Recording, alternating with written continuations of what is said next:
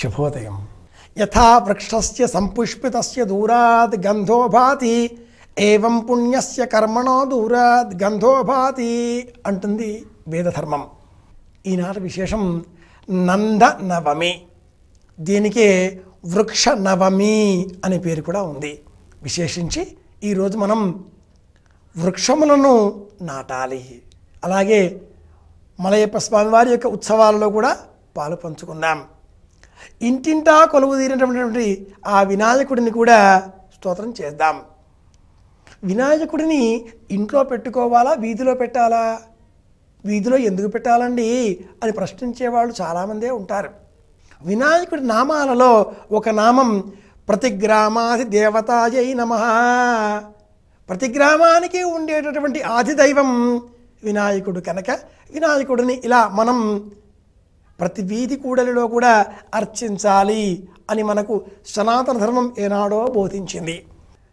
తిలక్ గారు ప్రారంభం చేశారు. ముంబాయి నగరంలో ప్రారంభమైంది. మనమంతా ఆచరిస్తున్నాం. 125 సంవత్సరాలకు పైగా ఇవన్నీ కూడా ఇప్పుడు చెబుతూ ఉన్నారు. కానీ ఆయన నామావళిలోనే మనం పరికిస్తే ఇన్ని వేల సంవత్సరాలుగా ప్రతి గ్రామంలో కూడా ఉండే దైవం ఎవరయ్యా? ప్రతి పూజలో, ప్రతి కర్మలో, ప్రతి కర్మాచరణలో, ప్రతి నూతన కార్యారంభ సమయంలో తొలుత నవిఘ్నమస్తనతు ధూర్జటి నందన మొట్టమొదటి నమస్కారం ఎవరికి? వినాయకుడికే. కనుక ఆ వినాయకుడికి ఇలా పూజలు చేద్దాం.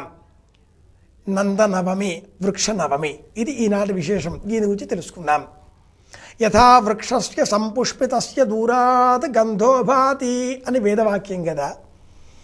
ఏ విధంగానైతే వృక్షం ఫలించి పుష్పించి వికసించి తన సువాసనలను దూరాలలో వ్యాపనం చేస్తుందో, అలాగే మనం చేసేటటువంటి మంచి పనులు కూడా తమ యొక్క ప్రభావాలతో స్వభావాలతో దూర తీరాలకు మన కీర్తిని ప్రచారం చేస్తుంటాయి. ఇది ఏవం పుణ్యస్య కర్మణో, మనం చేసే పుణ్య పనుల వల్ల మన కీర్తి పతాకలు ఇలా దూరమంతా కూడా వ్యాపిస్తాయి అంటుంది వేదవాక్యం. ఏమిటంటే ఈరోజు వృక్ష స్థాపన, చెట్లు నాటాలి. ప్రతి నెలలో కూడా నవమి తిథి నాడు వృక్షం స్థాపన చేస్తే తప్పక ఆ చెట్టు బ్రతుకుతుంది అంటుంది ధర్మం. ప్రత్యేకించి ఈ భాద్రపద మాసంలో శుక్లపక్షంలో ఇది వర్ష ఋతువు. ఈ నవమి నాడు వృక్షం మనం నాటినట్లయితే తప్పక అది మనకు రక్షణ ఇస్తుంది. వృక్షో రక్షతి రక్షితః అంటున్నాం మనం. మన చేతనైనంత మేరకు మనం వృక్షాలని నాటే ప్రయత్నము చేస్తున్నాం. అవన్నీ బ్రతికే ప్రయత్నము చేయాలి. ఏ విధంగానైతే సమాజంలో జనాభా పెరిగిపోయి అవసరాలు పెరిగిపోతున్నాయో అంతకంటే కూడా వేగంగా వృక్షములను మనం తొలగించి వేస్తున్నాం, చెట్లను నరికి వేస్తున్నాం. ఇది మహాపాపం. కాబట్టి ఈ పాపం నుంచి మనం పరిహారం పొందాలి. ఒక చెట్టు పెడదాం. ప్రతి వ్యక్తి ఒక చెట్టు పెడదాం, రక్షించుకుందాం. పెట్టడంతో మన బాధ్యత పూర్తి కాదు, ఆ చెట్టును పెంచి పెద్ద చెయ్యాలి. దీనికి నందనవమి, వృక్ష నవమి అనే పేరు కూడా ఉంది.